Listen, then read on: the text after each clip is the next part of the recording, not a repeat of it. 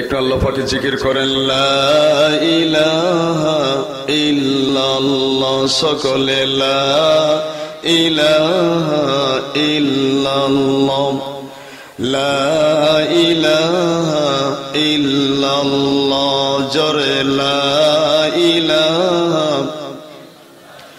লা ইলাহা ইল্লাল্লাহ মুহাম্মাদুর রাসূলুল্লাহ সাল্লাল্লাহু আলাইহি ওয়াসাল্লাম। আমি আয়াতে কারীম আপনাদের সামনে উপস্থাপন করেছি। প্রধান অতিথি তার কথার মধ্যে সবচেয়ে গুরুত্বপূর্ণ কয়েকটি অতীব গুরুত্বপূর্ণ কিছু কথা আল্লাহ তাআলা তার জবান থেকে বের করে দিয়েছেন। আলহামদুলিল্লাহ বলেন। তার মধ্যে অন্যতম হচ্ছে তিনি বলেছেন ইসলাম একটি পূর্ণাঙ্গ জীবন ব্যবস্থা। বলেছেন কিনা? কমপ্লিট কোড অফ লাইফ, একটা পূর্ণাঙ্গ জীবন ব্যবস্থা। এবং তিনি সালামের ব্যাখ্যা দিয়েছেন। কোরআনকে সায়েন্সের সাথে তিনি কম্পেয়ার করেছেন, তুলনা করেছেন। তার মানে কোরআনের সাথে বিজ্ঞানের কোনো সংঘর্ষ নাই, সাংঘর্ষিক নাই। যদি কোথাও কখনো বিজ্ঞানের সাথে কোরআনের সংঘর্ষ হয়, তাহলে বিজ্ঞানকে ওয়েট করতে হবে। যখনই কোরআনের সাথে মিলে যাবে, তখন বুঝতে হবে বিজ্ঞানের থিওরি তখনই সঠিক হয়েছে। সম্মানিত দ্বীনি ভাইগণ, আল্লাহ পাকের শুকরিয়া। আজকের এই যে জনতার ঢল, উপচে পড়া ভিড়, আপনারা সামনে কতজন পুরুষ আসছেন, এর চাইতে কয়েক গুণ বেশি আসছে আমার মায়েরা, বোনেরা, ঠিক না? আমাদের তো মনে হয় একটা ইতিবাচক একটা পরিবর্তনের দিকে গোটা দেশ, গোটা বিশ্ব আগাচ্ছে। জোরে বল, ঠিক কিনা? ইতিমধ্যেই একটা মরণ জ্ঞাতি ভাইরাস চীন থেকে যেটার সূচনা হয়েছে, ভাইরাসের নাম কি? এই তো সবাই জেনেছেন, করোনা, তাই না? এই নিয়ে অনেক গবেষণা হচ্ছে। আমি মূল আলোচনায় ফিরে আসতেছি। মেডিকেল সায়েন্স নিয়ে যারা গবেষণা করেন, এর থেকে বাঁচার উপায় সম্পর্কে তারা বলেছেন। এ পর্যন্ত আবিষ্কার করে তারা পেয়েছেন প্রাথমিক প্রতিকার হিসাবে দৈনিক যদি 3 থেকে 5 বার নাকে পানি দেওয়া যায়, কুলি করা যায়, চেহারা ধৌত করা যায়, তাহলে আশা করা যায় ভাইরাস থেকে রেহাই পাওয়া যাবে। তার মানে হচ্ছে মুসলমানদের যেটা ওযু, মুসলমানদের যেটা ওযু, চীনের মসজিদগুলিকে তালাবদ্ধ করে রাখা হয়েছিল। ওই ঘোর মুসলমানদেরকে দীর্ঘদিন পর্যন্ত প্রাচীরের মধ্যে রেখে তাদেরকে নির্যাতনে নিষ্পেষণে তাদেরকে শহীদ করে দেওয়া হচ্ছিল। আমার ভাইয়েরা, যে কথা বলতেছিলাম, আমার তো মনে হয় আল্লাহ তাআলা গোটা বিশ্বব্যাপী কালেমার পতাকা উড্ডীন করার জন্য মনে হয় আল্লাহ ব্যস্ত হয়ে গেছেন। জনগণ, ঠিক কিনা? যত সুন্দর বক্তব্য হোক না কেন, আজকের যে বক্তব্যে কোরআনের কথা নাই, যে বক্তব্যে আল্লাহ রাসূলের কথা নাই, সে বক্তব্য যেন আজ তরুণ যুবকদের কাছে গ্রহণযোগ্য হচ্ছে না। যারা বলেন ঠিক কিনা? কারণ কোরআনের কথা আল্লাহর কথা। আর যেহেতু এই রূহ সৃষ্টি হয়েছে জান্নাতে, কোথায়? রূহ সৃষ্টি হয়েছে জান্নাতে। এই জন্য রূহের খোরাকটাও আল্লাহ জান্নাতে সৃষ্টি করেছেন। দেহটা সৃষ্টি হয়েছে দুনিয়াতে, এই জন্য দেহের খোরাক আল্লাহ বানিয়েছেন কোথায়? এই দুনিয়াতেই। এই কারণে দুনিয়াবি অনেক সম্পদ, অনেক প্রাচুর্যের অধিকারী হয়েছেন অনেকেই, কিন্তু ব্যক্তিতে শান্তি নাই, পরিবারে শান্তি নাই, সমাজে শান্তি নাই, রাষ্ট্রে শান্তি নাই। কোথায় যেন কিসের অভাব রয়েছে। যখনই তরুণদের সামনে কোরআনের কথা আলোচিত হচ্ছে তখন তারা চিন্তা করছে, এই তো আমার মনের কথাগুলি বলতেছে, এই তো আমি আমার রুহের খোরাক পাচ্ছি, এই তো আমি আমার মানসিক প্রশান্তি পাচ্ছি।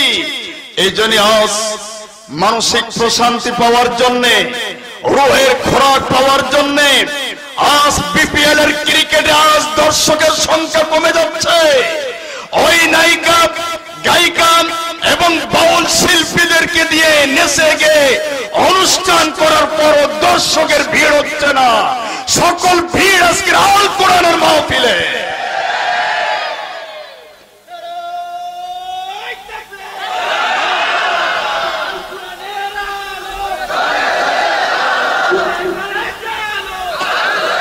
এর মূলীভূত কারণ হচ্ছে যেই জমিনে শহীদের রক্ত ঝরে সেই জমিনটা আল কোরআনের জন্য উর্বর হয়ে যায়। জোরে বল ঠিক কিনা? এই করোনা ভাইরাসকে ইতিমধ্যে প্রায় 85টি দেশ অতিক্রান্ত করেছে। সম্প্রতি একজন যুবক, মামুন মারুফ নামে একজন যুবক স্বপ্ন দেখেছে। মুফতি কাজী ইব্রাহিম সাহেবের নাম অনেকে শুনেছেন, তারা বক্তব্য শুনেছেন ইউটিউবে। আমি বিস্তারিত সেদিকে না গিয়ে খুব সংক্ষেপে আমি মূল কথাটাই আপনাদের সামনে উপস্থাপন করতে চাই। অতঃপর আমি আমার একটা টার্গেট দেওয়া হয়েছে সেদিকে যেতে চাই। আমি বুঝতে পারছি না ওনারা আপনাদের পক্ষে বলতেছেন, কিছু ভাই এখনো দাঁড়িয়ে আছেন, যদি বসার ব্যবস্থা থাকে অবশ্যই বসার ব্যবস্থা করবেন। এই জন্য বারবার বলার দরকার নেই। স্বেচ্ছাসেবক বাহিনী যারা আছে, ভলান্টিয়ার বাহিনী যারা আছে, তারা দায়িত্ব পালন করেন, সবাই এগিয়ে আসেন। আজকের কোরআনের কথা শুনতেই হবে। জোরে বলুন ঠিক কিনা? কারণ এটা হচ্ছে একটা প্রবহমান একটা পানির ধারা। যদি কেউ স্রোতস্বিনী, যদি কেউ পানিকে যদি বাধা দেয়, আইল যদি বেঁধে দেয়, পানি সেখানে বাধা প্রাপ্ত হয়ে উপচে পড়ে। অতঃপর এক সময় শক্তি সঞ্চার হয়। প্রচন্ড সে শক্তির কারণে যদি বাঁধে যদি ফাটল ধরেন, ছিদ্র হয়ে যায়, অতঃপর সে বাঁধটা ঠেকাবার জন্য যারা চেষ্টা করে, কিন্তু যখন পানির প্রচন্ড শক্তির কারণে উত্তাল যখন একটা ঢেউ সৃষ্টি হয়, সেই পানির তোড়ে তখন সে বাঁধ আর থাকে না, বাঁধ তখন ভেঙে যায়। যারা বাঁধকে আটকে দিতে চায় তাদেরকে নিয়ে প্লাবিত করে দেয়। সুতরাং যখন এই ময়দানে কোরআনের কথা বলতে যখন বাধা দেওয়া হয়, নিষেধ করা হয়, আর কোরআনের ধারক বাহকদের, মুফাসসিরদের কণ্ঠকে স্তব্ধ করে দেওয়া হয়, সময়ের ব্যবধানে এই বাধার টেকে না, এই বাধা ভেঙে যায়। আমার ভাইরা, বলা হচ্ছে মুসলমানরা যেইভাবে ওযু করে সেইভাবে ওযু করলে করোনা ভাইরাস থেকে রেহাই পাওয়া যেতে পারে। তখন দেখা গেল কিভাবে মুসলমান ওযু করে। তখন মসজিদগুলি খুলে দেওয়া হলো, মুসলমান বন্দীদের কাছে আস্তে মুক্তির ব্যবস্থা করা হলো, এবং যারাই বাধা দিচ্ছিল, যারা বলল মুসলমানরা রোজা রাখতে পারবে না, কারোর ঘরে কোরআন থাকবে না, আজকে তারাই কোরআনের কাছে চলে আসতেছে। আলহামদুলিল্লাহ বলেন।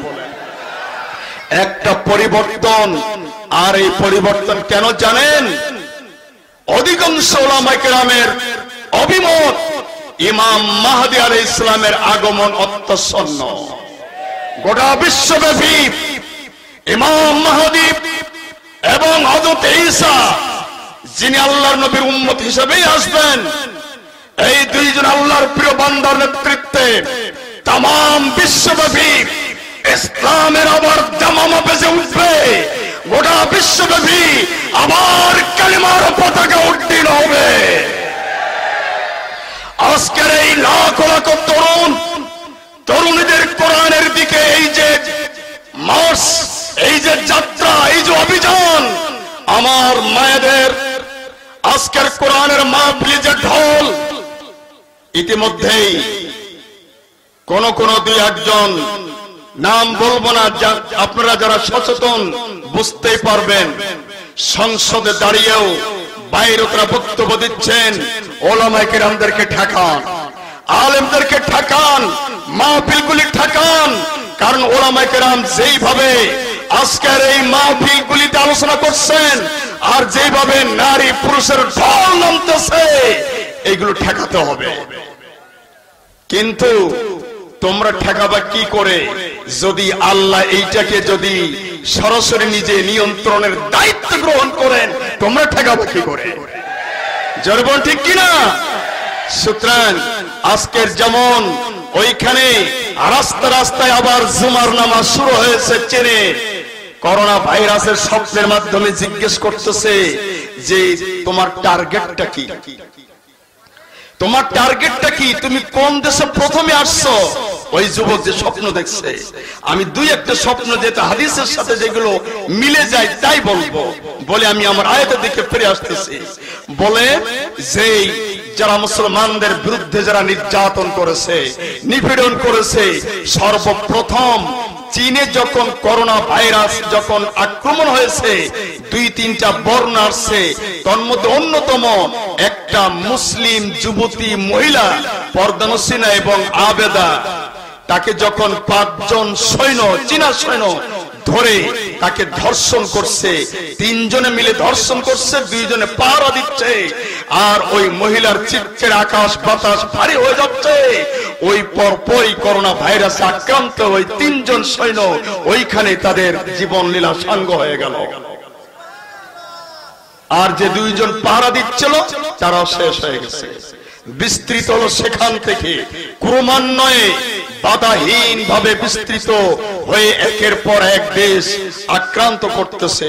হাদিস শরীফ আছে, ইমাম মাহদী আলাইহিস সালাম আসার আগে পৃথিবীর গোটা পৃথিবীর এখন প্রায় 800 কোটি প্লাস জনসংখ্যার বসবাস। এর 2/3 3 ভাগের 2 ভাগ মানুষ মারা যাবে, 1 ভাগ থাকবে। এই 2 ভাগের 1 ভাগ মারা যাবে মারাত্মক মরণঘাতী ভাইরাসে আক্রান্ত হয়ে, আর 1 ভাগ মারা যাবে যুদ্ধ বিগ্রহের মাধ্যমে। আজকে রাশিয়া এবং আমেরিকা মুখোমুখি অবস্থান, আর হিন্দুস্তানে যে যুদ্ধ হবে মুসলমানদের সাথে, হযরত সাওবান থেকে বর্ণিত যে হাদিস, আবু হুরায়রা থেকে বর্ণিত যে হাদিস, হাদিসের বর্ণনার সাথে যেন মিলে যাচ্ছে। আজকের আমার দিল্লির মুসলমানদের উপরে, কাশ্মীরের মুসলমানদের উপরে যে নির্যাতন নিপীড়ন শুরু হয়েছে, আমার তো মনে হয় হাদিস শরীফের বর্ণিত সেই জিহাদের দামামা মনে হয় বেজে উঠতেছে। আজকের এটার কারণে যুবকদের মধ্যে যে একটা ইসলামী জিহাদের চেতনা জেগে উঠছে, শুধু বাংলাদেশ নয় গোটা বিশ্বব্যাপী মুসলমান ঐক্যবদ্ধ হওয়ার প্রক্রিয়া শুরু হয়েছে। আলহামদুলিল্লাহ বলে। করোনা ভাইরাস, এই করোনা ভাইরাস বলতেছে আমি একের পর এক প্রথম আক্রমণের টার্গেট বৌদ্ধরা। কাদের? এই চায়নার অধিকাংশ জাতি বৌদ্ধ। মায়ানমার মুসলমানদেরকে হত্যা করেছে, নাপ নদীর পানিকে রক্তাক্ত করেছে বৌদ্ধরা, যারা জীব হত্যা মহাপাপ যারা বলে, কিন্তু এদের কাছে মুসলমান হত্যা করা পাপ নয়। জোরে বলুন ঠিক কিনা? এরপরে মুশরিক ইহুদি খ্রিস্টান, তবে ইহুদিদেরকে এখন ধরবে না, কারণ হাদিসের ভবিষ্যৎবাণী অনুযায়ী এই ইহুদিরা মুসলিম এবং খ্রিস্টানদের মিত্র বাহিনীর হাতে নাস্তানাবুদ হয়ে যাবে। ইহুদিরা ইসরায়েল পৃথিবীর মানচিত্র থেকে মুছে যাবে। আমার ভাইরা বলা হচ্ছে তোমার বাংলাদেশে আসার পরিকল্পনা আছে কিনা? বলে বাংলাদেশ কেন, গোটা বিশ্বব্যাপী আল্লাহর পক্ষ থেকে প্রেরিত, তবে বাংলাদেশ আমাদের এক্ষুনি টার্গেট নাই। তবে যারা মুনাফিক তাদেরকে আমরা ছেড়ে দেব না।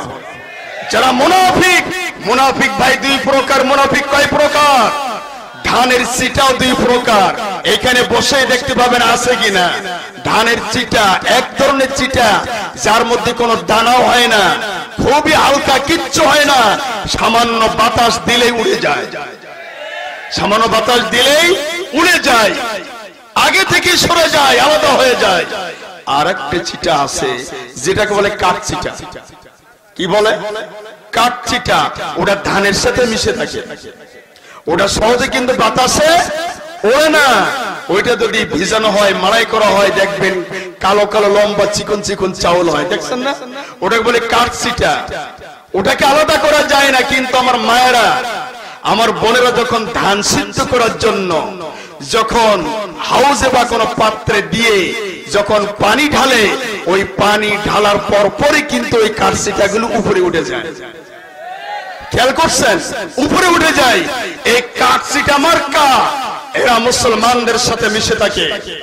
বিভিন্ন স্বার্থ আদায়ের জন্য এরা মুসলমানদের সাথে মিশে থাকে। আবার সুযোগ পেলে ঘাপটি মেরে থাকে, সুযোগ পেলে বাতিলের সাথে হাত মিলে এরা মুসলমানদের বিরুদ্ধে অবস্থান নেয়, আলেমদের বিরুদ্ধে অবস্থান নেয়। আবার সুযোগের প্রয়োজনে মুসলমানদের সাথে আবার এরা একত্রতা ঘোষণা করে নিজেদের আখের গুছাবার জন্য। এই কাঠছিটা তখনই আলাদা হয়ে যায় যখনই এই আল কোরআনের আয়াত, এই রহমতের পানি যখন ঢালা হয়, কোরআনের আয়াতের পানি যখন ঢালা হয়, কলিজায় যখন আগুন ধরে যায়, তখন এদেরকে চেনা যায়। চিৎকার করে কলিজার মধ্যে জ্বালা ধরে, তখন কোরআনের আওয়াজকে বন্ধ করতে চায়। জোরে বলো ঠিক কিনা? এই জন্য কাঠছিটা আলাদা হয় তখন যখন কোরআনের ডোজ যখন পড়তে থাকে। কারণ ভিটামিন সবার তো সহ্য হয় না, সবার সহ্য হয়।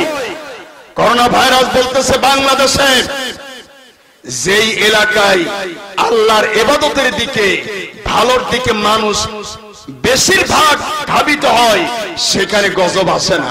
আলহামদুলিল্লাহ বলেন। ইতিমধ্যেই করোনা ভাইরাস বলতেছে স্বপ্নের মাধ্যমে বাংলাদেশে যেই হারে মাহফিল হচ্ছে, যেই হারে কোরআনের আলোচনা হচ্ছে, নারী পুরুষ তরুণ তরুণী যুবক যুবতী লাখো লাখো যেইভাবে কোরআনের মাহফিলে আসতেছে, এই মাহফিলে আসার কারণে আল্লাহর গজব থেকে, আল্লাহর দেশ থেকে হেফাজত করেছে। ও আমার যুবকেরা, এই করোনা ভাইরাসের পর আরেকটা ভাইরাস শুরু হয়েছে, লাসা। নাম কি বললাম? আমরা কি মরণ গেটি ভাইরাস থেকে কি বাঁচতে চাই? জোরে বলেন, বাঁচতে চাই। যদি বাঁচতে চাই, নিরাপত্তার বেষ্টনীর মধ্যে আমাদেরকে ঢুকে যেতে হবে। আল্লাহ একটা নিরাপত্তার বেষ্টনী দিয়েছেন। কিসের বেষ্টনী? আমি যে আয়াতে কারিমা তেলাওয়াত করছিলাম, এবার আসি সরাসরি সেই আয়াতে। আল্লাহ তাআলা বলেন, ইয়া আইয়ুহাল্লাযীনা আমানু দুখুলু ফিস-সিলমি কাফা ওয়ালা তাত্তাবিউ খুতুওয়াতিশ শাইতান ইন্নাহু লাকুম আদুউম মুবিন। হে ইমানদারগণ, উদখুলু, দাখিল হয়ে যাও, প্রবেশ করে ঢুকে যাও, ফিস-সিলমি, সিলমের মধ্যে, নিরাপত্তা বেষ্টনীর মধ্যে ঢুকে যাও। আল্লাহ তাআলার পক্ষ থেকে একটা নিরাপত্তার বেষ্টনী দিয়ে দিয়েছেন। নবী আমাদের মধ্যে নাই, নবীর কোন সাহাবীও নাই, কিন্তু সে নিরাপত্তার বেষ্টনীটা আমাদের পর্যন্ত পৌঁছে দিয়েছেন, যার নাম হলো মহাগ্রন্থ আল কোরআন। সকলে বলুন তার নাম কি? এর মধ্যেই নিরাপত্তার কথা আছে কি নাই? উদখুলু, যদি মুক্তি পেতে চাও, আমার মায়েরা যদি ধর্ষণ থেকে যদি মুক্তি পেতে চাই, লাঞ্ছনা গঞ্জনা থেকে যদি মুক্তি পেতে চাই, আমার মেয়েরা যদি ইফটিজিং থেকে যদি মুক্তি পেতে চাই, আমার যুবকেরা মাদকাসক্ত থেকে যদি মুক্তি পেতে চাই, তাহলে সকলকে নিরাপত্তার বেষ্টনীর মধ্যেই প্রবেশ করা লাগবে। জোরে বলুন ঠিক কিনা? তবে আংশিক নয়, কাফা, পুরোপুরি ভাবে। জোরে বলুন ঠিক কিনা? আংশিক নয়, পুরোপুরি ভাবে প্রবেশ করতে হবে। আমার ভাইরা, আল্লাহ পাক আমাদেরকে প্রথমে সৃষ্টি করেছেন জান্নাতে। আমাদের আদি বাড়ি কোথায়? ওইখান থেকে আল্লাহ পরীক্ষার জন্য গাছের নিষিদ্ধ ওই ফল ভক্ষণ করেছিলাম আমাদের আব্বা জান এবং আম্মা জান। এই অপরাধের কারণে আল্লাহ বললেন, কুল্লা বিতু মিনহা জামিয়া, বের হয়ে যা আমার জান্নাত থেকে। আদম আলাইহিস সালাম বলেন, আল্লাহ ছিলাম এখানে নিরাপত্তার সাথে, নিরাপত্তা বেষ্টনীর মধ্যে আমাদের থাকা খাওয়ার কোনো চিন্তা ছিল না, ভয় ছিল না। আবার অপরিচিত জায়গায় আমাদেরকে পাঠাবেন, সেখানে থাকবো কিভাবে, বসবাস করবো কিভাবে অপরিচিত জায়গায়? আল্লাহ বললেন, এরে আমার বান্দা, ভয় নাই, চিন্তা নাই। ফা ইম্মা ইয়াতিয়ান্নাকুম মিন্নি হুদা ফামান তাবিআ হুদায়া ফালা খাউফুন আলাইহিম ওয়ালা হুম ইয়াহজানুন। আমার পক্ষ থেকে হেদায়েত যাবে, দিক নির্দেশনা যাবে, বিধান যাবে, গাইড যাবে এবং পথ নির্দেশক যাবে। তোমরা যদি আমার সেই বিধানকে ফলো করো, তোমাদের কোনো ভয় নাই, তোমাদের কোনো চিন্তা নাই। চোরের ভয় থাকবে না, ডাকাতের ভয় থাকবে না, ইজ্জতের ভয় থাকবে না, ইফতিজিং এর ভয় থাকবে না, শিরুলতাহানির ভয় থাকবে না। আর পরকালীন জিন্দেগিতে তোমাদের জাহান্নামে যাওয়ার ভয় থাকবে না। জোরে বলুন সুবহানাল্লাহ। সেই হেদায়েতের কিতাব এখনো আমাদের মাঝে আছে কিনা? আমি তো দৃষ্টান্ত দিয়ে বলি, ইসলামের মধ্যে পরিপূর্ণভাবে কি করে আমরা প্রবেশ করব? আমার ভাইয়েরা, আল্লাহ পাক একটা দড়ি, একটা রশি নামিয়ে দিয়েছেন। আল্লাহ পাক বলেন, বান্দারে, আবার যদি জান্নাতে ফিরে আসতে চাও, আমি একটা রশি নামাই দিলাম দুনিয়াতে, তোমরা সবাই মিলে আমার সেই রজ্জুটাকে মজবুত ভাবে ধারণ করো। ওয়াতাসিমু বিহাবলিল্লাহি জামিয়া ওয়ালা তাফাররাকু। তোমাদের মধ্যে যেন মত পার্থক্য না হয়। অন্য ক্ষেত্রে মত পার্থক্য হতে পারে, কেউ বা নামাজের মধ্যে হাত বুকে বাঁধে, কেউ বা নাভির উপরে বাঁধে, কেউ বা নিচে বাঁধে, আবার কেউ বা বাঁধে না। আল্লাহ নামাজের ক্ষেত্রে বলেন না বিচ্ছিন্ন হয়ো না, রোজার ক্ষেত্রে বলেন না বিচ্ছিন্ন হয়ো না, হজের ক্ষেত্রে বলেন না বিচ্ছিন্ন হয়ো না। কিন্তু আল্লাহর এই রজ্জু কোরআনকে ধরার ক্ষেত্রে, আল্লাহর জমিনে দ্বীনের ক্ষেত্রে, দ্বীন কায়েমের ক্ষেত্রেই শুধুমাত্র বলেছেন ওয়ালা তাতাফাররাকু, তোমরা পরস্পর বিচ্ছিন্ন হয়ো না। তোমরা যদি বিচ্ছিন্ন হয়ে যাও, একজন আরেকজনের বিরুদ্ধে যদি ফতোয়া দাও, অমুককে যদি কাফের বলো, অমুককে যদি বাটপার বলে গালি দাও, অমুকের বিরুদ্ধে যদি তোমরা এইভাবে বিষোদাগার করো, ওলামায়ে কিরামদের মধ্যে, মুসলমানদের মধ্যে ইহুদি নাসারারা ফাটল করে রাখতে চায়, আলাদা করে রাখতে চায়, যাতে করে এরা এক না হতে পারে। কারণ ওরা জানে মুসলমানদের যদি এক হয়ে যায়, তামাম পৃথিবীতে অমুসলমানদের ঠাঁই থাকবে না। এই জন্য ওরা নিজেরাই কৌশল করে বিচ্ছিন্ন করে রেখেছে। আমার ভাইয়েরা, যেদিন থেকে যতদিন পর্যন্ত আলেমদের বিরুদ্ধে, মুসলমানদের বিরুদ্ধে টক্করে পার্থক্য, তখনই ওরা মুসলমানদেরকে কচুকাটা করার সুযোগ পেয়েছে। তখনই মায়ানমারের মুসলমানদের রক্ত নিয়ে ওরা হোলি খেলতে শুরু করেছে।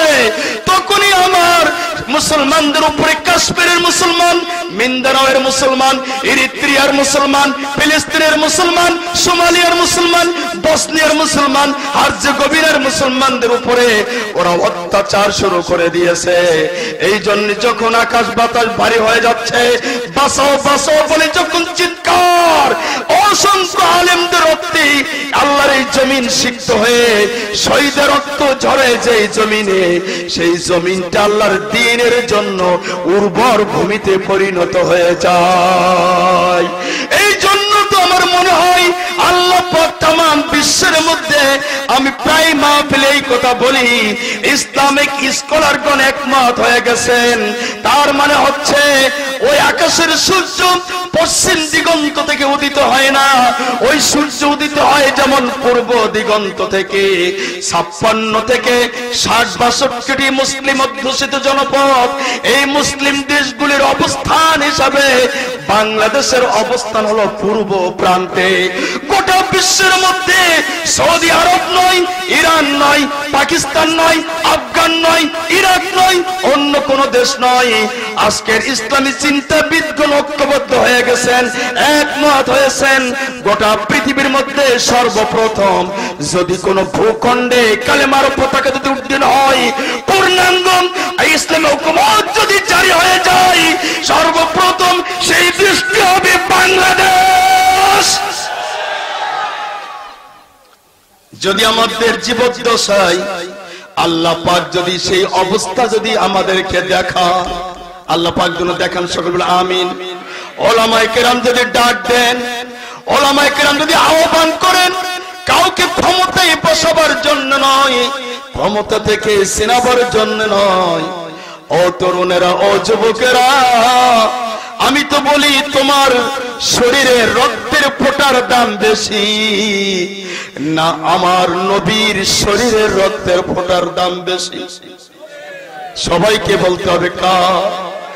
নবীর শরীরে রক্তের ফোঁটার দাম যদি হয় বেশি, সেই রক্ত যদি নবী কোরআনের জন্য যদি ঝরাতে পারেন, সেই রক্ত যদি কালেমার দাওয়াতের জন্য আল্লাহর নবী যদি ঝরাতে পারেন, ও তরুণেরা, যুবকেরা, কোন মুখ নিয়ে নবীজির সামনে দাঁড়াবে সেদিন আর বলবে ইয়া রাসূলুল্লাহ, আমিও আপনার উম্মত, আমাকে বাছাই করে নিন, আমাকে বাছাই করে নিন। কিন্তু নবীজি যদি দেখেন সেদিন আমার শরীরে, আমার চেহারায় নূরের কোন ঝলকানি নাই, ওযুর স্থানগুলিতে নূরের চমক চমকাচ্ছে না, সেজদার স্থানগুলিতে নূরের চমক চমকাচ্ছে না, নবীজি সেই দিন বলবেন সুকান সুকান লিমান বায়রা মিন বাদি, ভেগে যা, দূর হয়ে যা আমার সামনে থেকে, তুই আমার উম্মত না। তুই যদি আমার উম্মত হতিস, সেই কোরআনের জন্য আমি রক্ত ঝরালাম তায়েফের ময়দানে, সেই কোরআনের জন্য আমি দন্দন মুবারক শহীদ করে দিলাম উহুদের ময়দানে। আজকের এই কোরআনের জন্য তোমার দেহে কোনো আঘাতের চিহ্ন নাই, তোমার কোনো অবদান নাই, তোমার কোনো আর্থিক অবদান নাই, তোমার কোনো শ্রম নাই। আল্লাহর নবী একটা হাদিসে বলেছেন, আল কোরআনের দাওয়াত দিতে গিয়ে যদি কারোর শরীরে কোনো আঘাতের চিহ্ন অথবা কারোর কোনো অবদান যদি না থাকে, হাসরের ময়দানে উঠবে খোড়া অবস্থায়, ল্যাংড়া অবস্থায়।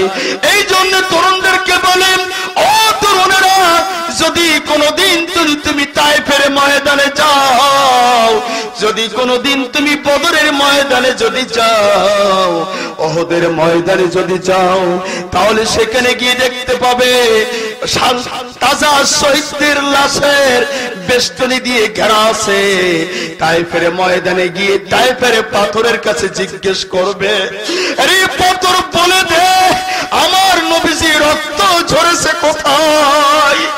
আর পারলে ওইখানে গিয়ে একটু নাক লাগিয়ে তুমি গান নেওয়ার চেষ্টা করবে। আশা করা যায় 1400-1500 বছর আগেকার নবীজির দেহ থেকে ঝরা রক্তের সুগন্ধি তোমার নাকে আসবে।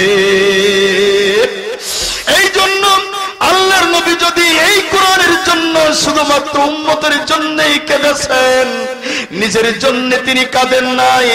আল্লাহ তার হাবিবুল হাবিব, আমি সব নবীদেরকে আমি সুযোগ দিয়েছি, আমি রাসূলদেরকে সুযোগ দিয়েছি একটা করে দোয়া করার জন্য, তার নিজের জন্য। অন্যান্য নবীরা কেউ বলেছেন রব্বি হাবলি মিনাস সালিহিন, আয় আল্লাহ আমাকে একটা নেক পুত্র সন্তান দান করো। কেউ বা নিজের সন্তানের জন্য দোয়া করেছেন, কেউ বা নিজের জন্য দোয়া করেছেন, কেউ বা বংশধরের জন্য দোয়া করেছেন। আর আমি সে দোয়া আমি আল্লাহ কবুল করে নিয়েছি। ওগো নবী, আমি তোমাকেও সুযোগ দিচ্ছি, তুমি নিজের মন থেকে নিজের পক্ষ হয়ে তুমি একটা দোয়া আমার কাছে করো আর আমি সেই দোয়া মঞ্জুর করে নেব। বিশ্ব নবী উম্মত দরদি নবী বলেন, রব্বুল আলামিন তুমি যদি আমার এই সুসংবাদ যদি দাও তাহলে আমি তোমার কাছ থেকে অনুমতি নিচ্ছি। আমার ফরিয়াদ হলো এই দোয়া আমি দুনিয়াতে করব না, এই দোয়াটা আমি আমার নিজের জন্যই করব না। আমি যখন দেখব আমার গুনাহগার উম্মতদেরকে ফেরেশতারা হাঁকিয়ে জাহান্নামের দিকে যখন নিয়ে যাচ্ছে, আমি তখন বাধা হয়ে দাঁড়িয়ে থাকবো। ওই সময় আমি আমার উম্মতের জন্য তোমার কাছে মুক্তির দরখাস্ত করব, তোমার কাছে প্রার্থনা করব। ওগো রব্বুল আলামিন ওই সময় আমার সেই দোয়াটি আমার উম্মতের জন্যই মঞ্জুর করে নিও। ও আমার তরুণেরা, যুবকেরা, আল্লাহর নবীর মতন নবী যাদের আছে, নবীর মতন নেতা যাদের আছে, তাদের আবার নেতার অভাব কোথায়? জোরে বলুন ঠিক কিনা? আমি শেষ পর্যায়ে বলতে চাই, আগত ভাইরা, নিশ্চয় আপনারা এখানে অন্য কোন দাওয়াত পেয়ে আসেন নাই, এসেছি আল্লাহ এই মুহূর্তে, যে মুহূর্তে নবী আজ আমাদের মধ্যে নাই, যে মুহূর্তে আবু বকর আমাদের মধ্যে নাই, ওমর ওসমান আলী নাই, আমরা আল্লাহর নবীর একান্ত এতিম উম্মত। আমরা কি মার খেতে খেতে শেষ হয়ে যাব? সাহাবায়ে কেরাম নির্যাতিত হলে পরে দৌড়িয়ে যেতেন আল্লাহর নবীর কাছে, ইয়া রাসূলুল্লাহ আলা তাদউ লানা আলা তাস্তানসিরু লানা, আমাদের জন্য কি আল্লাহর কাছে একটু দোয়া করবেন না? আমাদের জন্য কি একটু প্রার্থনা করবেন না? আপনি তো সেই নবী, হাত তোলার আগেই মালিকের কাছে দোয়া মঞ্জুর হয়ে যায়। আমরা মার খেতে খেতে শেষ হয়ে গেলাম। ওগো আল্লাহর রাসূল আমাদের জন্য একটুখানি দোয়া করেন, আমাদের তো যাওয়ার জায়গা নাই। আল্লাহর নবী তাই আল্লাহর কাছ থেকে চেয়ে নিয়েছিলেন। ওই সময় যখন মালাকুল মউত দরজার সামনে কড়া নাড়তেছে, মালাকুল মউত সালাম দেয়, আল্লাহর নবী মেয়ে ফাতেমাকে বলেন, ফাতেমা, ও মেয়ে ফাতেমা, দেখো তো দেখি দরজায় কে যেন একজন আগন্তুক দাঁড়িয়ে সালাম দেয়, প্রবেশের অনুমতি প্রার্থনা করে, তাকায়া দেখো। মা ফাতেমা এগিয়ে দরজার সামনে গুড়ি মেরে দেখে অপরিচিত একজন লোক। বলতেছে, আব্বা, এই পর্যন্ত আপনার সাক্ষাতের জন্য কত মানুষ এসেছে, আমি কম বেশি সবাইকে চিনি, কিন্তু এই লোকটাকে আমি কোনোদিন দেখি নাই। একজন আগন্তুক অপরিচিত মানুষ দরজার সামনে দাঁড়িয়ে। আল্লাহর নবী ডেকে বললেন, ওকে ভিতরে আসতে দাও।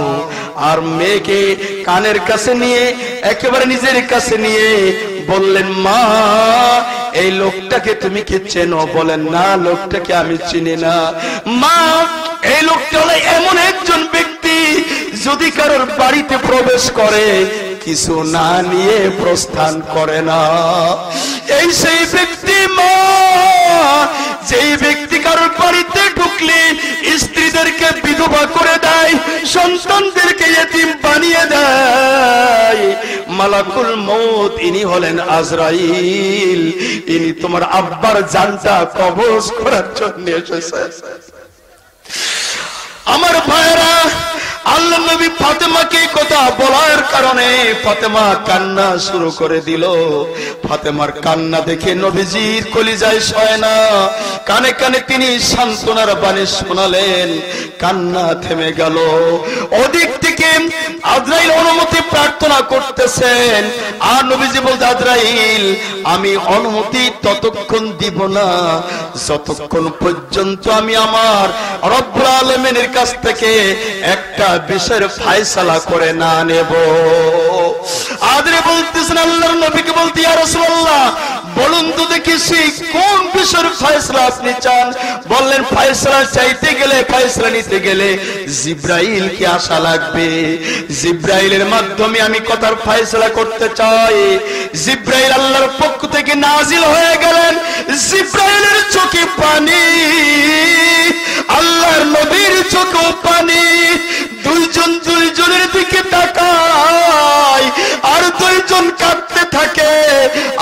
নবী বলেন, জিবরিল আমি কোনদিন তোমার চোখে পানি দেখি নাই, আজকে তোমার চোখে পানি কেন জিবরিল?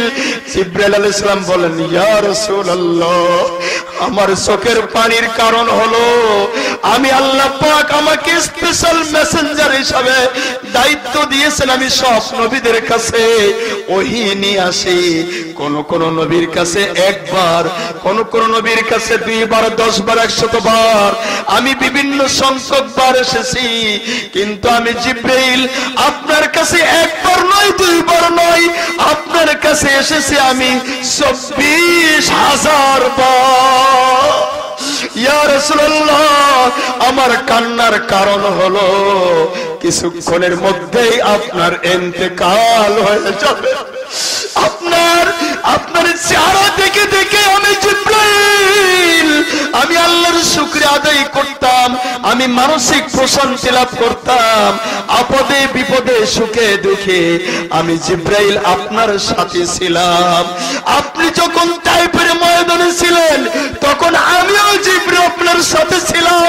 আপনি যখন বদরের ময়দানে ছিলেন আমিও তখন আপনার সাথে ছিলাম।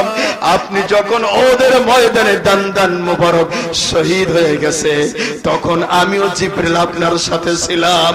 আপনি যখন শিয়াবে আবি তালিবে ছিলেন কারাগারে তখন আমি ছিলাম। এমন আল্লাহ পাক আপনাকে দুনিয়া থেকে আরশ আজিমে মেরাজে নিয়ে গেলেন তখনও আমি আপনার সাথে ছিলাম। আপনার সাথে থাকার কারণে এই যে বন্ধুত্ব গড়ে উঠেছিল এই কিছুক্ষণের মধ্যেই আপনার চেহারা আমার থেকে আড়াল হয়ে যাবে, আপনাকে আমি আর পাবো না, এই জন্য আমার চোখের পানি। তবে ইয়া রাসূলুল্লাহ এইবার জবাব দেন আপনার চোখে পানি কেন? আল্লাহর নবীর চোখে পানি। জিবরিল বলল, ইয়া রাসূলুল্লাহ আপনার চোখে পানি কেন? আল্লাহ নবী বলেন, জিবরিল সারা জীবন উম্মতের জন্যই আমি ত্যাগ এবং কুরবানি করে গেলাম, উম্মতের জন্য আমি মার খেলাম, রক্ত ঝরালাম। আমি আশঙ্কা করতেছি যখন আমি থাকবো না, আমার উম্মতেরা যখন গাজার আসরে যখন থাকবে ওদেরকে ধরে ধরে কে ফিরাবে? আমার উম্মতেরা যখন জাহান্নামের পরিবেশে যখন থাকবে ওদেরকে ধরে ধরে কে তাদেরকে ফিরাবে? এই জন্য আমি উম্মতের চিন্তায় কাঁদতেছি। আমার ভাইরা আল্লাহর নবী বলেছেন, মালিক কি হলো আমার, কি হলো আমার? এই কথা বলে নবী নিজেকে খুব দুঃখ ভারাক্রান্ত হৃদয়ে তিনি নিজের আফসোস প্রকাশ করতেছেন আর বলতেছেন, একজন ব্যক্তি আগুন জ্বালালো আর ওই আগুনকে কেন্দ্র করে আর ওই আগুনের চারিপাশে কীট পতঙ্গ পোকাগুলি আগুনে ঝাঁপ দিচ্ছে, আর একজন লোক আগুনের পাশে বসে দুহাত দিয়ে বাধা দিচ্ছে যাতে করে কীট পতঙ্গগুলি আগুনে যেন ঝাঁপ না দেয়, যেন পুড়ে না যায়। এই জন্যই একজন ব্যক্তি প্রতিবন্ধকতা সৃষ্টি করতেছে। আমার কি হলো? আমার গুনাহগার উম্মতের কোমর ধরে ধরে আমি টানতেছি, ও আমার উম্মতের যাস না, জাহান্নামের আগুনের দিকে যাস না, জাহান্নামের আগুনে ঝাঁপ দিস না। কি হলো আমার? আমি এইভাবে কোমর ধরে ধরে টেনে টেনে ধরতেছি আর ওরা আমার হাত থেকে ছিনিয়ে ছিনিয়ে ওরা জাহান্নামের দিকে ধাবিত হচ্ছে। আমার ভাইরা, এই জন্য আল্লাহর নবী চেয়েছিলেন মানুষের কলিজার মধ্যে একটা আল্লাহর ভয় সৃষ্টি করতে, কারণ দুনিয়াবি অন্য কোন আইন দিয়ে মানুষের চরিত্র গঠন করা যায় না। শুধুমাত্র মানুষের চরিত্র গঠন করা যায়, তাকে জেনা থেকে ফেরানো যায়, ঘুষ থেকে ফেরানো যায়, অন্যায় থেকে ফেরানো যায় এবং অবৈধ কাজ থেকে ফেরানো যায় শুধুমাত্র কলিজার মধ্যে তাকওয়া সৃষ্টির মাধ্যমে, ভয় সৃষ্টির মাধ্যমে। আর এই তাকওয়া, এই ভয় অন্য কোন প্ল্যাটফর্মে তৈরি হয় না, এই ভয় অন্য কোন প্রতিষ্ঠানে তৈরি হয় না, এই ভয় সৃষ্টি হয় আল কোরআনের প্রতিষ্ঠানে, আল কোরআনের ফ্যাক্টরিতে তৈরি হয়। ও আমার মায়েরা বোনেরা, আপনাদেরকে বলি যে মাহফিলে আসছেন, আসার সময় দেখলাম আমার মায়েদের ঢল নামতেছে। আর এই ঢল নামার কারণে আজকে যারা নারী অধিকার আন্দোলনে যারা ব্যস্ত, নারীদেরকে ঘর থেকে বের করেন এনজিও নামে, বিমান নামে, ঋণ দেওয়ার নামে ঘর থেকে বের করে যারা বেপর্দা করেছে, আর প্রতি বছর 8 মার্চ নারী অধিকার আন্দোলন নামে রাস্তা রাস্তায় মিছিল করেছে, ওরা এখন আলেমদেরকে শত্রু মনে করেন আর বলে আলেমদেরকে থামান, আলেমদের কারণেই নাকি নারী নির্যাতন হচ্ছে। নাউজুবিল্লাহ বলেন, আলেমদের কারণে নারী নির্যাতন হচ্ছে, এটা ঠিক কিনা? আহা, ওলামায়ে কেরাম, আল্লাহর নবী আমার মায়েদের যে মর্যাদা দিয়েছেন, যখন জীবন্ত কন্যা সন্তানগুলিকে কবর দেওয়া হতো, ওই কবরের গর্ত থেকে বিশ্বনবী রাহমাতুল লিল আলামিন জীবন্ত ওই মেয়েদেরকে তুলে নিয়ে তাদেরকে সম্মানের সিংহাসনে বসায় দিয়েছে। চলে বলুন ঠিক কিনা? আমার নবী গোটা মাতৃ জাতের জন্য যেই সম্মানের ব্যবস্থাপনা করে গিয়েছেন, আজকে নারী অধিকার আন্দোলনকারীরা তা পারে নাই, ওরা নিয়ে মিছিল করাই আর আমার মায়েদেরকে মিছিল শেখাই। কিসের ঘর কিসের বর, কিসের ঘর কিসের বর, স্বামী মানে যে মার ধর, ঘরের মধ্যে থাকবো না, স্বামীর কথা শুনবো না,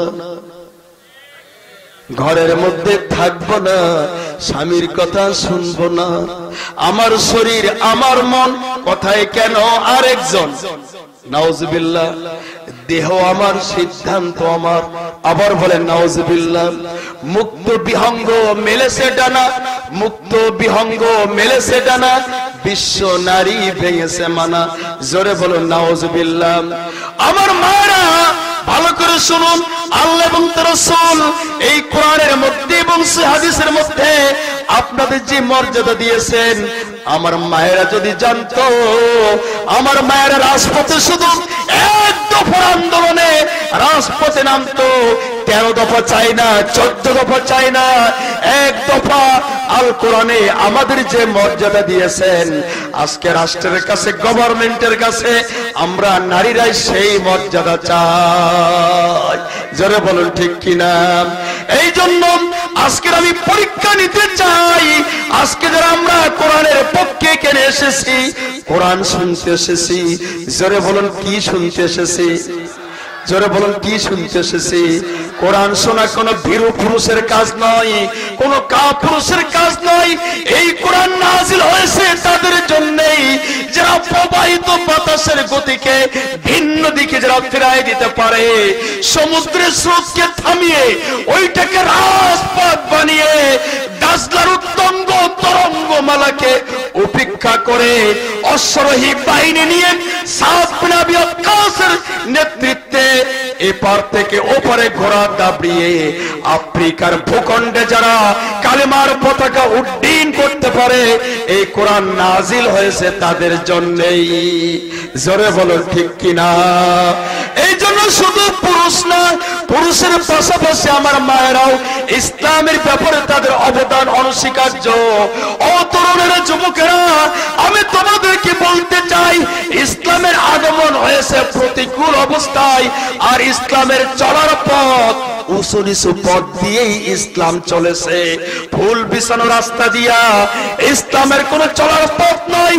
ইসলাম চলেছে বাবলা গাছের কাটার আঘাত সহ্য করেছে, ইসলামের গাড়ি চলেছে শিয়াবে আবি তালেবে জেল কেটেছে। ইসলাম জোরে বলুন ঠিক কিনা?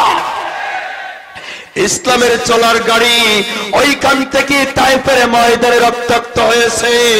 রক্তাক্ত যখন হয়েছে তখন আল্লাহর নবী তখন ওই রক্ত, ঝরা রক্ত নিজের গায়ে মাখতেছেন। আর জিবরিল আলাইহিস সালাম আসলেন, পাহাড়ের দায়িত্বে নিযুক্ত ফেরেশতাকে নিয়ে আসলেন আর বললেন, ইয়া রাসূলুল্লাহ, মালাকুল জিবাল, পাহাড়ের দায়িত্ব ফেরেশতা নিয়ে এসেছি, অর্ডার দেন গোটা তায়েফ 2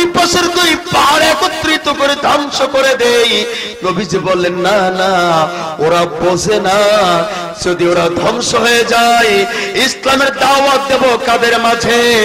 আমার নবীর চাইতে রহমাতুল লিল আলামিন দয়ার মানুষ আর কে হতে পারে? জোরে বলুন ঠিক কিনা? এই জন্য যারা ইসলামকে জঙ্গিবাদ বলে, ইসলামকে সন্ত্রাসী বলে, ওরা মিথ্যা অপপ্রচার ছড়ায়। কারণ ইসলাম বিসিলমি কাফা, সিন লাম মিম, এই সিলমুল শব্দ থেকেই ইসলাম শব্দের উৎপত্তি, ঠিক কিনা? এই সিলমুল শব্দ থেকেই মুসলিম শব্দের উৎপত্তি, সিলমুল শব্দ থেকেই সালামের উৎপত্তি। সিলমুন মানে শান্তি, সিলমুন মানে নিরাপত্তা। একজন মুসলমান আর একজন মুসলমানের সাথে সর্বপ্রথম দেখা হলেই যখন শুরুতে শান্তির ঘোষণা, নিরাপত্তার ঘোষণা, এই মুসলমান কোনদিন সন্ত্রাসী হতে পারে না, এই মুসলমান কোনদিন জঙ্গিবাদ হতে পারে না, ঠিক কিনা? এই জন্য জঙ্গিবাদ দ্বারাই আজকে যারা নিজেদেরকে গণতন্ত্রের ঠিকাদারি নিয়েছে, ওই আমেরিকা, ওই রাশিয়া আমার মুসলমানদেরকে ওরা নিঃশেষ করে দিতে চায়। এই ব্রিটিশরা আমাদের দেশকে দখল করেছিল আর তারা ভেবেছিল মুসলমানদেরকে আজীবন আমরা দখলে নিয়ে আসব, কিন্তু পারবে না। হकीकत कभी चुप नहीं रहती, बनाओ के उसूल से, মিথ্যার আবরণ দিয়ে সত্যকে দীর্ঘদিন চেপে রাখা যায় না। জোরে বলুন ঠিক কিনা? আল্লাহ পাক তাই মাঝে মাঝে পরীক্ষা করেন, মাঝে মাঝে বাতিলের সাথে টক্কর লাগান। বাল নাকজিবু বিল হাক্কি আলাল বাতিল।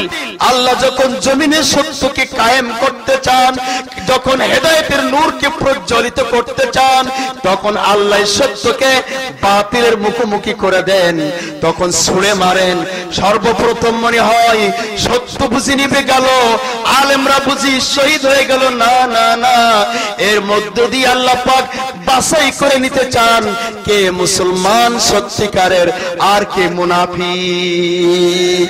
এই বাছাইয়ের পর একদল মুসলমানদেরকে বাছাই করার পর ওয়ায়াজআলুকুম খুলাফা আল আরদি, আল্লাহ পাক অবশেষে তাদেরকে এই জমিনের খেলাফতের দায়িত্বভার তাদের হাতে আল্লাহ উঠায় দেয়। এই জন্য এমন কোন ইতিহাস নাই, যত নবী আসছেন সব নবীদের সাথে সমকালীন রাষ্ট্র শক্তির সাথে টক্কর লেগেছে, কায়েমি পুঁজিবাদীর সাথে টক্কর লেগেছে, ধর্মীয় ব্যবসায়ীদের সাথে টক্কর লেগেছে। আজও লাগতেছে, আগামী তো লাগবে, এটাই তো স্বাভাবিক। বলে দোষ না থাকলে কে এমনি এমনি ধরিয়েছে? বলে কিনা, বলে কিনা, বলে কিনা?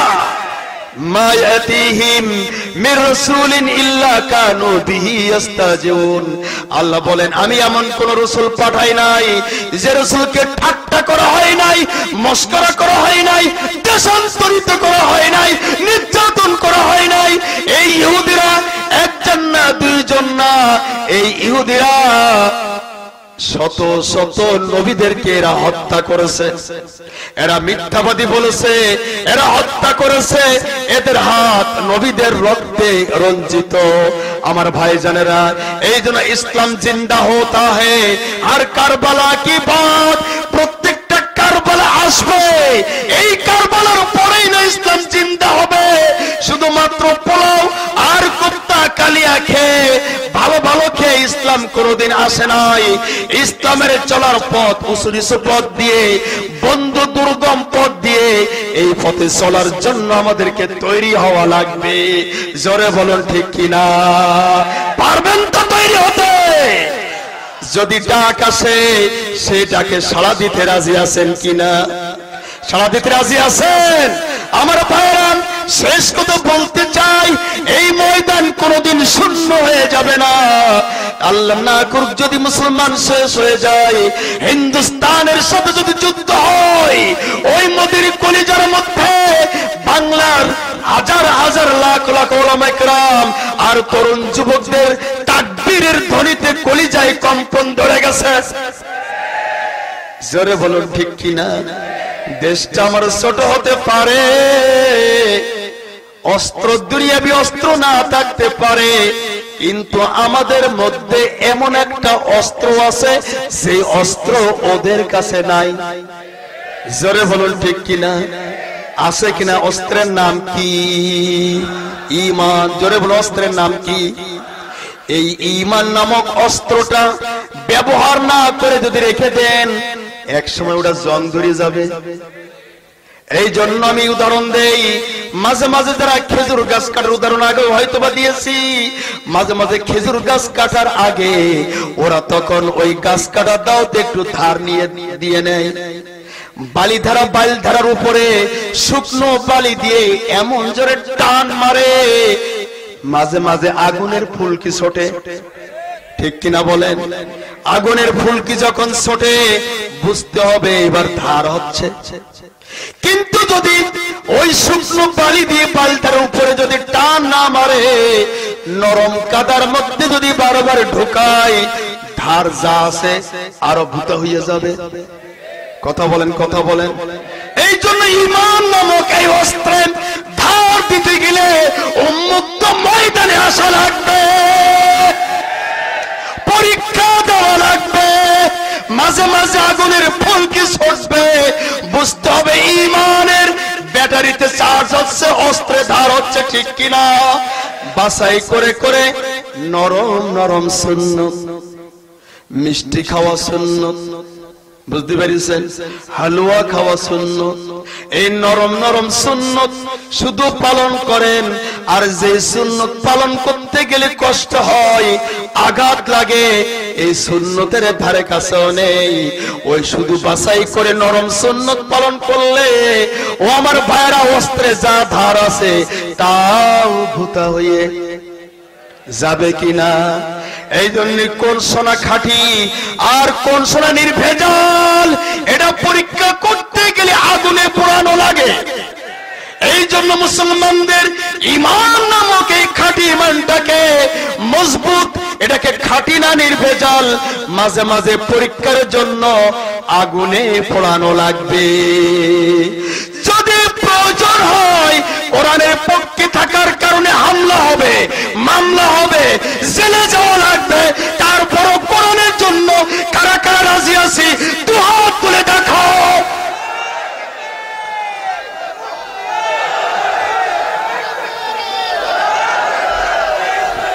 হাতগুলো নামান, হাতগুলো নামান।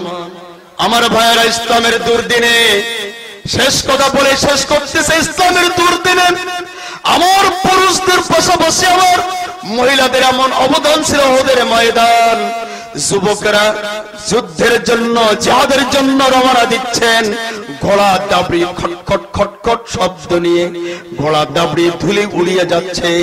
হঠাৎ করে রাস্তার পাশে একটা বাড়ির ভিতরে বৃদ্ধা মহিলার কান্নার আওয়াজ। মুসলিম যুবকেরা এই কান্নার আওয়াজ, পরিচিত একজন মহিলার কান্নার আওয়াজ তাদের কানে আসার কারণে ঘোড়া থামিয়ে বাড়ির মধ্যে সালাম দিয়ে প্রবেশ করলো। দেখে একজন বৃদ্ধা মহিলা, স্বামী নাই, সন্তানগুলিও নাই, চলে গেছে। একাই বৃদ্ধা মহিলা থাকেন, তিনি ক্রন্দন করতেছেন, বিলাপ করে করে কাঁদতেছেন। মুসলিম যুবকেরা জিজ্ঞেস করে যে, চাচিমা, আজকের আপনি আমাদের জন্য দোয়া করবেন, জিহাদের ময়দানে যাচ্ছি শাহাদাতের তামান্না নিয়ে, আর আজকের ঘরে বসে কাঁদতেছেন কেন, কোন কারণে? বৃদ্ধা মহিলা বলতেছে, বাবারা, তোমরা জিহাদের ময়দানে যাচ্ছ, এই ইসলামের দুর্দিনে আমি কিছুই করতে পারলাম না, আমি এই জন্যই কাঁদতেছি। যদি আমার বৃদ্ধ স্বামীটাও যদি থাকতো, স্বামীটাকে আমি জিহাদের ময়দানে পাঠিয়ে দিতাম। যদি আমার সন্তানগুলিও যদি থাকতো, তাদেরকেও পাঠিয়ে দিতাম। এমনকি আমার যদি কোনো অর্থ, যদি টাকা পয়সা, যদি দিনার দিরহাম আমার কাছে যদি থাকতো, ইসলামের দুর্দিনে নবীজির হাতে উঠায় দিতাম। কিন্তু আফসোস, স্বামীও নাই, সন্তান নাই, টাকা পয়সা নাই, তোমরা শাহাদাত বরণ করে যাদের ময়দানে কেউ গাজী হবে আর কেউ শহীদ হয়ে আল্লাহর জান্নাতে চলে যাবে, আর আমি একজন মহিলা কিছুই করতে পারলাম না, আমি কোন মুখে আল্লাহর নবীর সামনে দাঁড়াবো, কোন মুখে আল্লাহর সামনে সুপারিশ চাইবো? এই কারণে ক্রন্দন করতেছি। তবে ও যুবকেরা, আমার কলিজার টুকরা সন্তান, একটুখানি তোমরা দাঁড়াও, আমি ঘরের মধ্য থেকে আসতেছি। এই কথা বলে ঘরের মধ্যে প্রবেশ করলেন। তিনি একটা কাউচি নিলেন, একটা অস্ত্র নিলেন, মাথায় ছিল লম্বা চুলের বেনি, তিনি চুলের বেনির গোড়া থেকে তিনি কাটলেন, আর ওই চুলগুলিকে তিনি একটা থোকা বানাইয়া যুবকদের হাতে দিয়ে বলতেছেন, এ আমার কলিজার টুকরা সন্তানেরা, আমার মাথার চুলগুলি গোড়া থেকে কেটে দিলাম, কিচ্ছু নাই ইসলামের দুর্দিনে, সাহায্য করার মতন অর্থ করিও আমার নাই, স্বামী নাই, সন্তান নাই, আজকের সাহায্য করার মতন কিচ্ছু নাই, শুধুই ছিল আমার মাথার চুল। এই চুলগুলি আমি দিলাম নবীজির হাতে, তোমরা দিবা, আমার সালামটা দিয়ে বলবা, ইয়া রাসূলুল্লাহ, অমুক আপনার মুসলিম মহিলা বৃদ্ধা এই চুলগুলি দিয়েছে জিহাদের ফান্ডে, জিহাদের ময়দানে যাতে আমার চুলগুলি পাকাইয়া রশি বানাইয়া এই যুদ্ধের জন্য ব্যবহৃত ঘোড়ার লাগাম হিসাবে যেন আমার চুলগুলি যেন ব্যবহার হয়, তাহলে আমার কলিজার মধ্যে সান্ত্বনা আসবে। আমি নিজে না পারলেও, আমি আমার সন্তানকে পড়াতে না পারলেও, আমার মাথার চুলগুলি আজকের কঠিন এই যুদ্ধের ময়দানে ঘোড়ার লাগাম হিসাবে ব্যবহৃত হয়েছে। সুবহানাল্লাহ। আমার ভাইজানেরা, যারা আমরা কোরআনকে ভালোবাসি, আজকের যুব সমাজ এই বিশাল আয়োজন করেছে, নিশ্চয়ই তারা আল্লাহর জমিনে দিন কায়েমের একটা পথ রচনা করে দিয়েছে। জোরে বলুন ঠিক কিনা? আজকের এই যে সূচনা, এই যে উদ্বোধন করেছে, কালে কালে ইনশাআল্লাহ আজকের এই আওয়াজ যে উত্থিত হয়েছে তাকবীরের ধ্বনি, এই আওয়াজ পৌঁছে যাবে আল্লাহর জমিনে দিন কায়েম পর্যন্ত। আল্লাহ যেন কবুল করুন, আমিন। এই জন্য যদি ডাক দেন ওলামায়ে কেরাম, যার কাছে যা আছে তাই নিয়ে আল কোরআনের সম্মান রক্ষার্থে যারা নবীজিকে গালি দেয় তাদের বিপক্ষে, নবীজির সম্মানকে সমুন্নত করার জন্য ময়দানে নেমে আসো। আমরা আসতে রাজি কিনা? আসতে বললাম, আপনারাও আসতে বললেন। মায়েরা পর্দার আড়াল থেকে হাত তোলেন। যুবক আমার সামনে যারা আছেন, একটা করে হাত আল্লাহর দেখান, কারা কারা রাজি? অগরসের মালিক, নবীর দেখি নাই, নবীর সাহাবীদেরকে দেখি নাই, আল কোরআনের জন্য হাতগুলি উঠাইছি, আল্লাহ এই হাতগুলি কোরআনের জন্যই কবুল করুন, বলুন আমিন। হাত নামান। পরীক্ষা হবে এই মুহূর্তে। আল্লাহ পাক যাচাই করতেছেন, পরীক্ষা করতে চান আমার এই দ্বীনের জন্য তারাই উপযুক্ত। ফালইউকাতিল ফি সাবিলিল্লাহ, আল্লাহর রাস্তায় তারা জিহাদ করতে পারে। যারা এই জিহাদের জন্য জান আর মাল উৎসর্গ করার জন্য প্রস্তুতি নেই, শুধুমাত্র তারাই আল্লাহর জমিনে দিন কায়েমের জন্য তারাই কেবল যোগ্য। জোরে বলুন ঠিক কিনা? একজন মানুষ যদি চলে যায়, এই পরীক্ষা না দিয়ে বুঝবো ও কাটছিটা মার্কা মুনাফিক। জোরে বলুন ঠিক কিনা? জায়গায় বসে দেখতে পাবেন যে কে কে চলে যাচ্ছে। আমি এই মুহূর্তে মাহফিলের জন্য আজকে দেখতে চাই যুবকদের মধ্যে, আজকের আল্লাহর নবী যুবকদেরকে বেশি ভালোবাসতেন, এই জন্য যুবকেরা ইসলামের জন্য ডাক দেওয়ার সাথে সাথে গোসল ফরজ হয়েছে, ফরজ আদায় করতে পারে নাই। আজকের বাসর রাত স্ত্রীর কাছে যেতে পারে নাই, নবীজির আহ্বানে জিহাদের ময়দানে সাড়া দেওয়ার জন্য। আজকের কারা কারা আল্লাহর নবী আজ আমাদের মধ্যে নাই? উলামা ওয়ারাসাতুল আম্বিয়া, আলেমদের আহ্বানে কারা কারা ময়দানে যারা আসতে রাজি? হাত যখন উঠাইছি আমার ভাইরা, এইবার আল্লাহর কোরআনের জন্য আপনাদের কাছে দুহাত পেতে দিলাম। 1500 সেবার পরীক্ষা হবে। আজকের এই খরচটা আপনাদের কাছ থেকে আমরা উঠাতে চাই, শুধুমাত্র কোরআনের জন্য, নিজের জন্য চাই না। আল কোরআনকে যারা ভালোবাসেন আল্লাহ খুশি হয়ে যাবে। জমিনে কারাই দ্বীনের জন্য উপযুক্ত প্রতিযোগিতা হবে মায়েদের ভাইদের আমার সামনে যুবকদের মধ্যে আজকের পাল্লা হবে আয়েশার উত্তরসূরিদের মধ্যে মা খাদিজার উত্তরসূরিদের মধ্যে আজকে তারাই আল কোরআনের জন্য বেশি দান করতে পারে না আজকের আমার সামনে আবু বকর ওমরের উত্তরসূরিদের মধ্য থেকে আজকের দুই দলের মধ্যে প্রতিযোগিতা হবে।